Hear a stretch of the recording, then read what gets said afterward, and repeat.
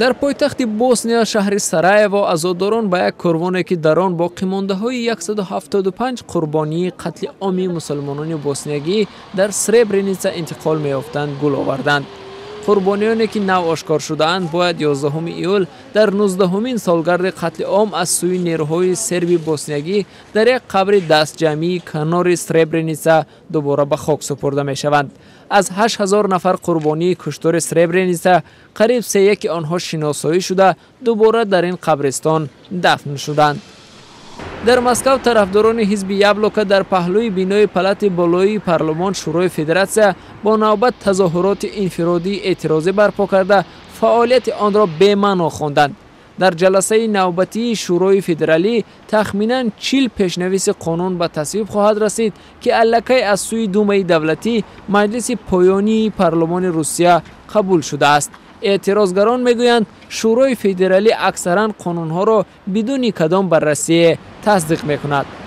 در عراق آشوبگران اصرار می‌ورزند که در قسمت شمال و شرقی شهر تکریت باشگاه‌های نظامی نیروهای دولتی را به تصرف خود درآوردند.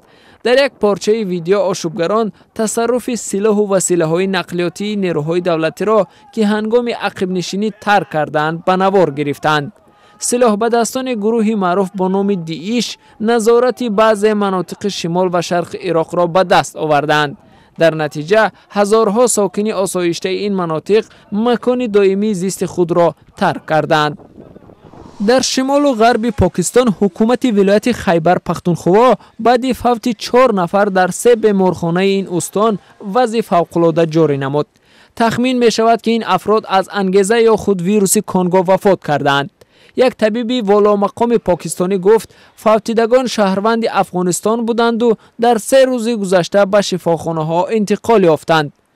8 نفر دیگر که گرفتار این ویروس می باشند در کرانتین قرار دارند.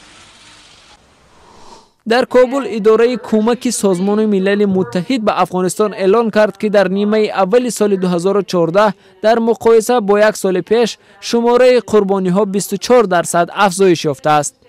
جورجتا کانیان فرستاده حقوق بشر سازمان ملل متحد گفت از 1 ژانویه تا 30 ایون در افغانستان در نتیجه نزاع‌های مسلحانه 1564 فرد آسایشته کشته شدند.